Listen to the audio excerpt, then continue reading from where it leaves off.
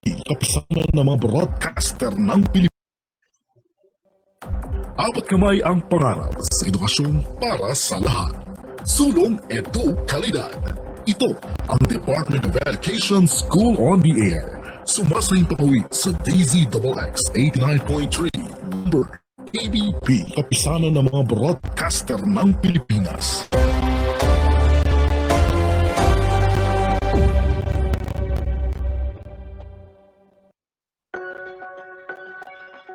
Halina't matuto sa pakikinig sa Paaralang Panghimpapawid sa Filipino para sa ikapitong baitang.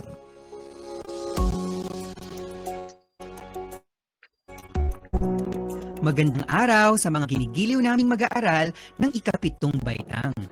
Ito ang inyong paaralang panghimpapawid sa Filipino. Ako ang inyong lingkod, Mark Lester Chico mula sa San Pablo Science High School. At ako naman si Trina Mendoza mula sa Tuntungin Putho National High School. Nagbagalak kami na makasama kayo sa pag-aaral sa pamamagitan ng radyo. Siguruhin niyong kayo ay nasa isang komportableng lugar at maayos na nakakapakinig ng ating broadcast. Matanong ko lang, kumain na ba kayo? Ako, teacher, kumain na! Mabuti kasi kung may laman ang ating mga tiyan upang maging alerto ang ating pag-iisip at maayos na maunawaan ang ating aralin ngayong araw. Ang leksyon natin ngayon ay tungkol sa mga pahayag sa pagbibigay ng mga patunay. Ngayon ay handa na tayo para sa panibagong aralin.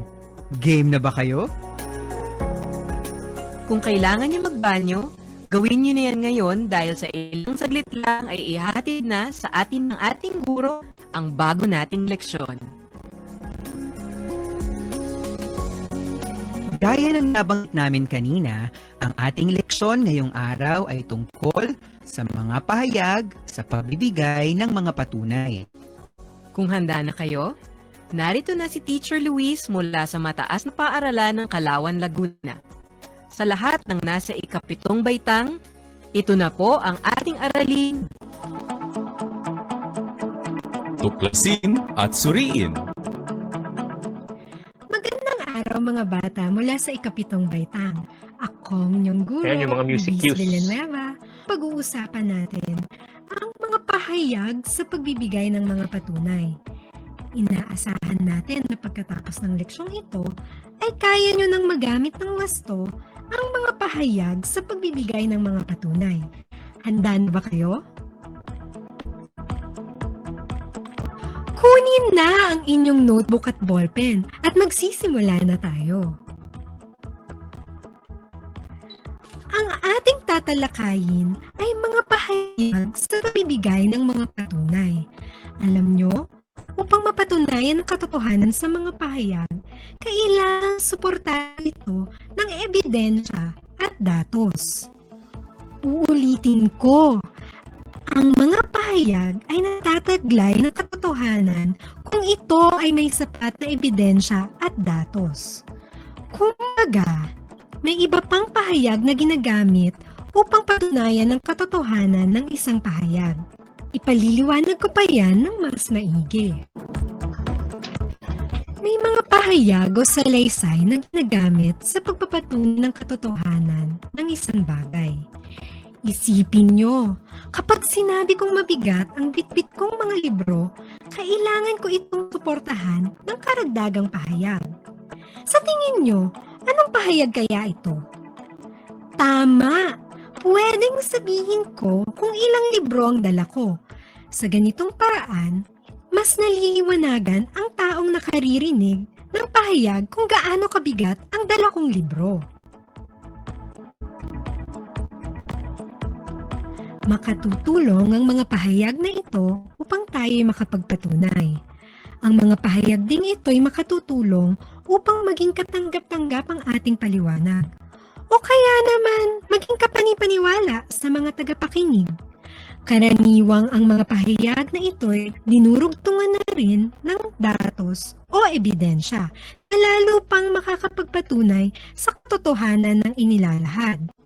Gaya sa aking halimbawa kanina, kung ibibigay ko ang bilang ng librong dala ko, mas mauunawaan nyo ang pakiramdam ko habang buhat ko ang mga ito. Kapag sinabi kong mabigat ang dala kong mga libro, mas mararamdaman nyo ang bigat kapag sinabi kong may dala akong 10 libro. Lalo pang magiging malinaw sa inyo ang bigat ng dala ko kung sasabihin kong may dala akong 10 libro na tig-iisang dangkal ang kapal. Nauunawaan nyo ba? May mga uri ng pahayag na ginagamit sa pagbibigay ng patunay. Iisa-isahin natin ang mga ito. Una, dokumentaryong ebidensya. Pangalawa, kapani-paniwala. Pangatlo, taglay ang matibay na konklusyon. Pang-apat, nagpapahiwatig. Panglima, nagpapakita. Pang-anim, nagpapatunay o tunayan. At pang-pito, pinatutunayan ng mga detalye. Sige nga, sabayan niyo ako at ulitin natin ang pitong mga uri ng pahayag na ginagamit sa pagbibigay ng patunay. Una, dokumentaryong ebidensya. Pangalawa, kapani-paniwala. Pangatlo, taglay ang matibay na konklusyon. Pang-apat, nagpapahiwatig. Panglima, nagpapakita. Pang-anim, nagpapatunay o katunayan. At pang-pito, pinatutunayan ng mga detalye. Tingnan nyo sa inyong handout ang listahan ng mga ito. Sundan nyo ako habang tinatalakay natin ang bawat isa.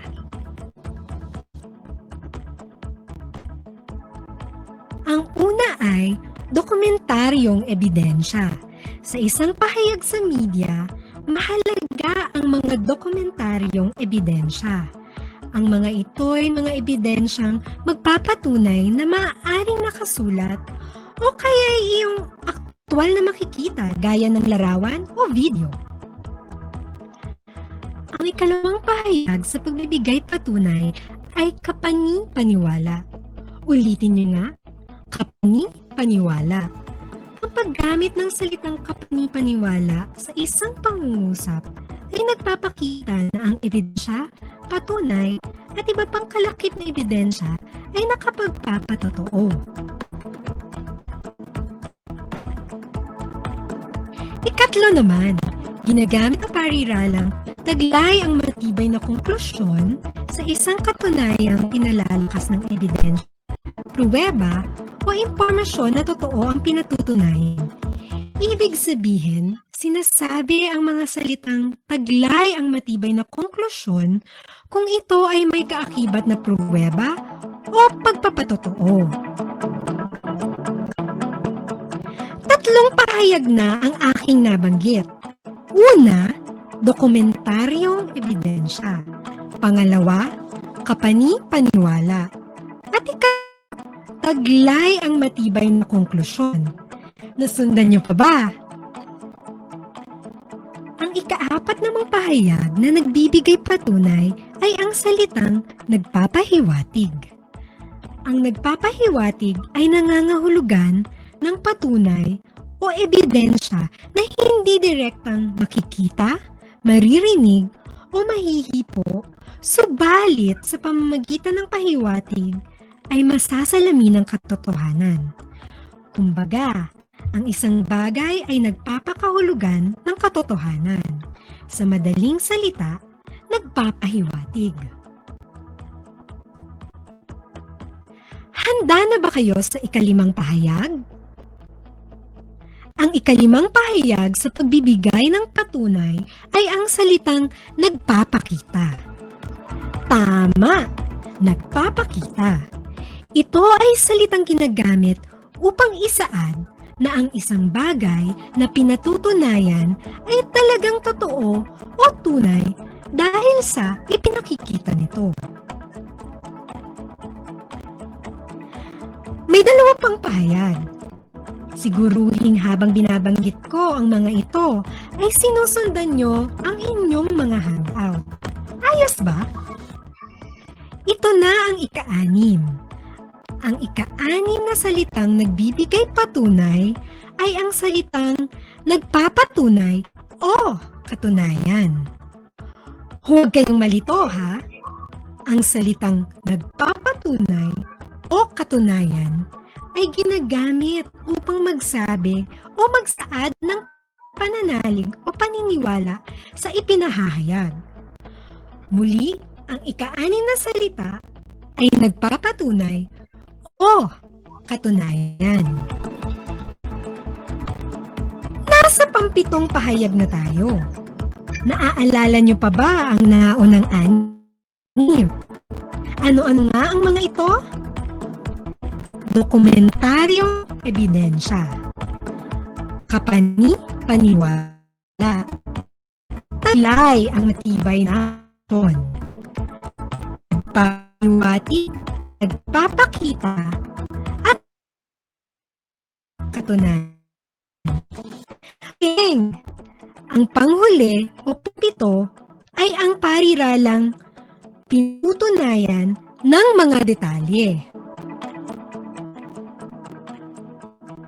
Ang pariralang pinatutunayan ng mga detalye ay pahayag na nagsasabing makikita mula sa mga detalye ang tunay sa isang pahayag.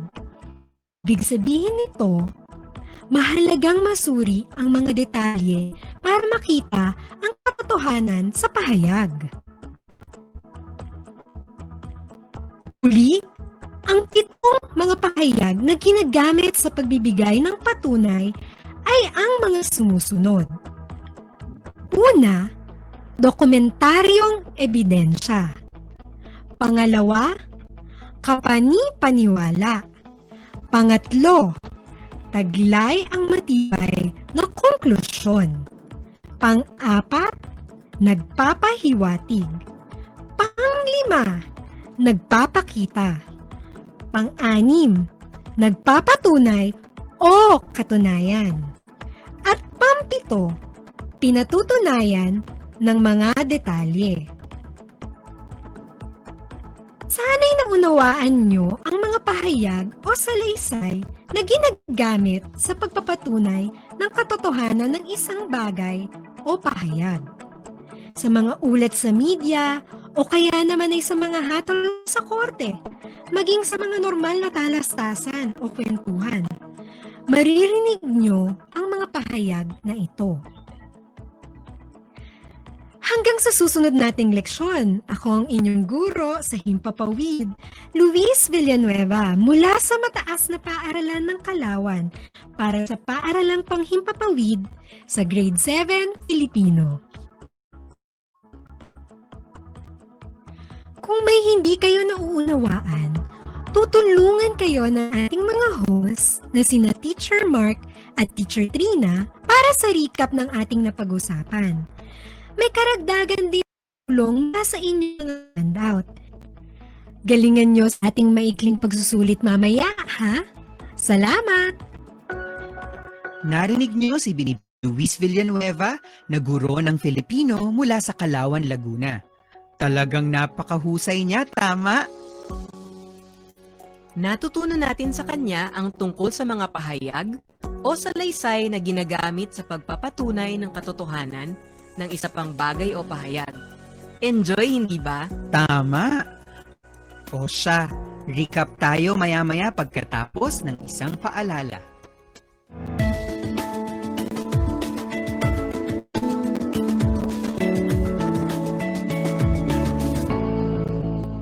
Mahal mo ba ang sarili ka? Of course, it's great. I love it. Mama, para na lang sa side. My goodness! Is that your crush?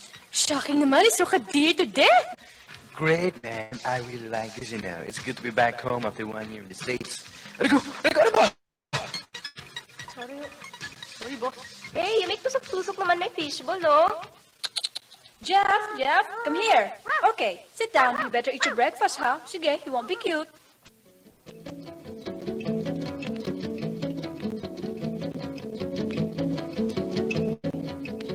Kaibigan, di masamang gumamit ng wikang dayuhan, pero huwag mo namang kalimutan ang wikang kinagisnan. Ika'y Pilipino, may sariling wika sa sariling bansa. Alalahanin mo, ang di magmahal sa sariling wika ay higit pa sa mabahong isda.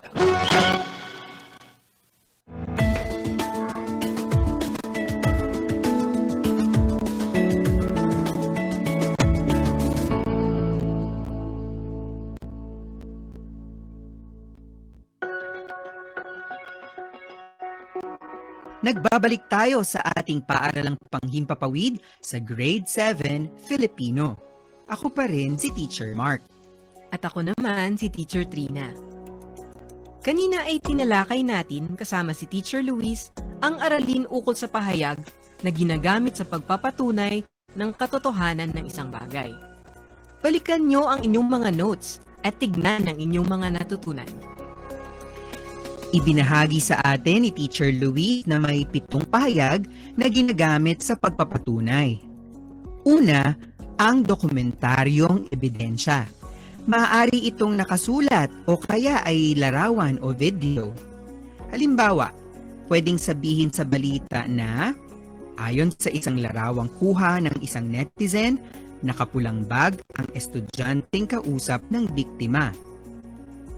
Ang dokumentaryong ebidensya sa pangungusap ay ang larawang kuha ng netizen. Ang ikalawang pahayag naman ay kapani-paniwala. Halimbawa, nakasulat sa isang text ng inyong kaibigan. Dahil sa kanyang ikinikilos, kapani-paniwalang may gusto siya sa iyo. Uy, may nakalate ba? O, heto naman ang pangatlo. Taglay ang matibay na konklusyon. Para ito sa patunay na may kaakibat na ebidensya, pruweba, o impormasyong totoo. Halimbawa, sa isang hearing sa Kongreso, taglay ang matibay na konklusyon, pinagtibay ng Kongreso ang batas na magbibigay ng prangkisa sa TV network. Ikaapat naman. Ito ang pahayag na nagpapahiwatig. Heto ang halimbawang pangungusap. Ang pagkapanalo ng ika-7 baitang sa nakaraang intrams ay nagpapahiwatig ng kanilang pagkakaisa. Sa paggamit ng salitang nagpapahiwatig, maaaring masalamin ang katotohanan, bagaman hindi ito tahasang nakikita, naririnig o nararamdaman. Ang ikalimang pahayag sa pagbibigay patunay ay nagpapakita. Ito yung salitang nagsasabi na ang isang nakitang kilos o kaya ay nasaksihang pangyayari ay patunay sa katotohanan. Itong halimbawa, ang pag-iwas niya sa reporter ay nagpapakita na hindi pa siya handang pag-usapan ang kaso. Ang ika-6 namang pahayag ay ang nagpapatunay o katunayan o ang mismong salitang patunay. Ipinahihiwatig nito ang pananalig o paniniwala sa ipinapahayag. Halimbawa, ang Pilipinas ang bansang may pinakamaraming kaso ng COVID-19 sa Timog Silangang Asya. Katunayan, inilabas ng World Health Organization ang hulala ng kaso kung saan lumampas na sa 100,000 nagkakasakit sa bansa. Halimbawa lamang yan ha. At ang pampitong pahayag na nagpapatunay ang pairalang pinatutunayan ng mga detalye. Ibig sabihin, nasa detalye ang patunay sa pahayag. Ang halimbawa niyan ay ito. Pinatutunayan ng mga detalye sa isiniting report na puspusan ang paghahandang ginagawa ng mga guro para sa pagsasagawa ng physical classes sa susunod na taon. O hindi ba? Kayang-kaya na natin ngayong gamitin ang mga ganitong pahayag sa pagsulat ng sarili nating teksto gaya ng balita, video, liham at iba pa. Tama! Magagamit na ito usipain ang nababasa, naririnig, at napapanood natin sa iba't ibang uri ng media. Sa madaling salita, matutulungan tayo nitong alamin kung may kaakibat bang pagpapatunay ang mga pahayag na nakukuha natin sa araw-araw. Ngayong tapos na ang ating leksyon, oras na para tasahin o sukatin ang ating kaalaman o patunayan ang inyong galing ukol sa aralin sa mga pahayag na nagpapahiwatig ng katotohanan.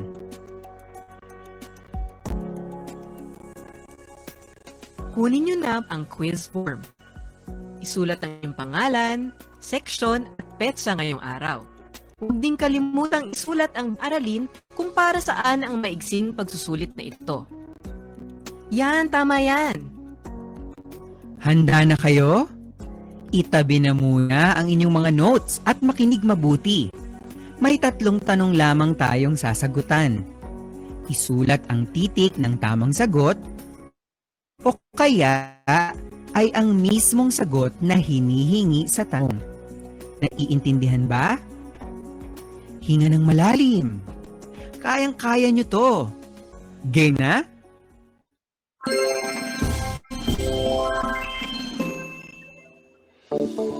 Tasahin o atin. Para unang tanong. Magbibigay ako ng isang pangungusap. Tutukuyin nyo ang salitang ginamit sa pangungusap na siyang nagpahayag ng isang patunay. Uulitin ko. May isa akong pangungusap na babasahin. Kailangan nyo tukuyin ang salitang ginamit upang magbigay patunay. Narito ang pangungusap. Nararamdaman natin ang mabagsik na epekto ng global warming kasabay ang COVID-19. Ipinahihiwatig nito ang pabago-bagong panahon na nagpalala sa virus. Muli, narito ang pangungusap. Pakinggan niyo mabuti. Nararamdaman natin ang mabagsik na epekto ng global warming kasabay ang COVID-19. Ipinahihiwatig nito ang pabago-bagong panahon na nagpalala sa virus.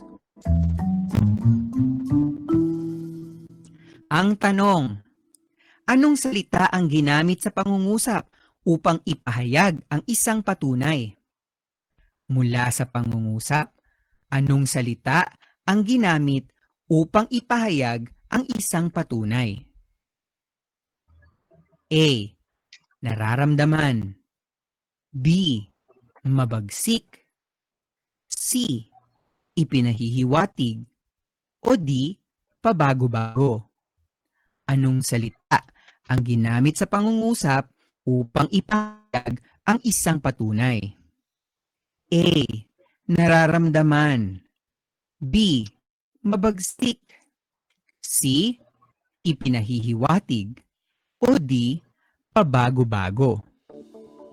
Isulat nyo ang titik ng inyong sagot.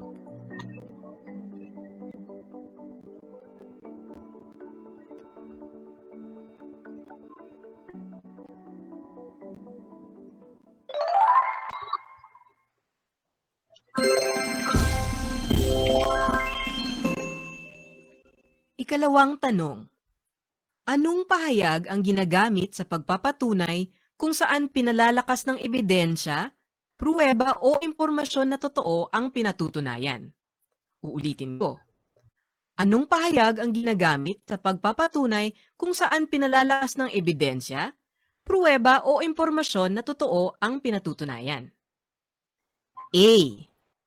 Nagpapakita. B. Pinatutunayan ng mga detalye. C. Nagpapatunay. O D. Taglay ang matibay na konklusyon. Narito ang mga pagpilian. Isulat lamang ang titik ng tamang sagot. A. Nagpapakita. B. Pinatutunayan ng mga detalye. C. Nagpapatunay. O D. Taglay ang matibay na konklusyon.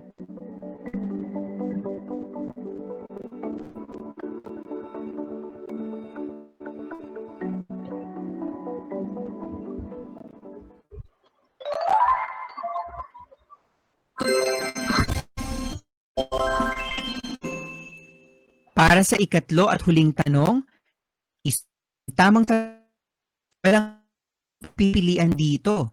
Ang tanong, Ang mga larawan, video o mga nasusulat ay anong uri ng ebidensya o patunay? Muli, ang mga larawan, video o mga nasusulat ay anong uri ng ebidensya o patunay? Isulat lamang ang inyong sagot.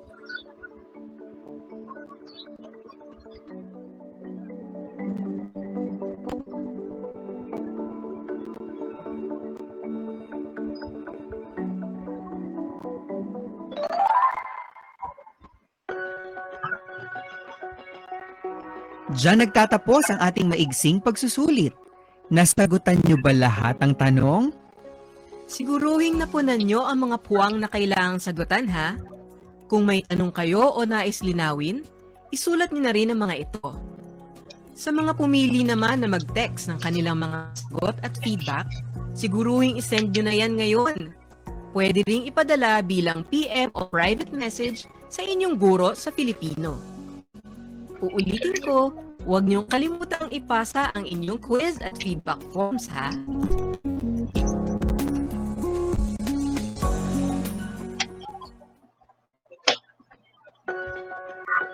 Isang leksyon na naman ang ating natapos. Upang mas maunawaan niyo pa ang ating aralin ukol sa mga pahayag na nagbibigay patunay, basahin niyo ang inyong mga modules. Nakalakip din dyan ang isang sanayang gawain. Maari nyo itong sagutan at gawin upang mas mahasa ang inyong galing sa ating aralin. Siguruhing tumutok sa ating paaralang panghimpapawid. Hanggang sa muli, ako si Trina Mendoza. At ako naman si Mark Lester Chico. Laging tandaan, mag-aral ng mabuti.